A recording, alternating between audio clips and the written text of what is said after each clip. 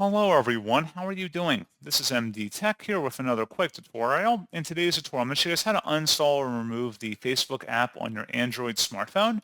So this should hopefully be a pretty straightforward process here, guys. And without further ado, let's go ahead and jump right into it. All you have to do is swipe up on your home screen, and you want to select the Settings gear button. And then you want to select the Apps tile. And then select where it says See All Apps. Scroll down and locate Facebook and select that, and then select Uninstall, and then you will select OK, and that is all you have to do. So pretty straightforward process, guys, and as always, thank you for watching. I do hope that I was able to help you out, and I do look forward to catching you all in the next tutorial. Goodbye.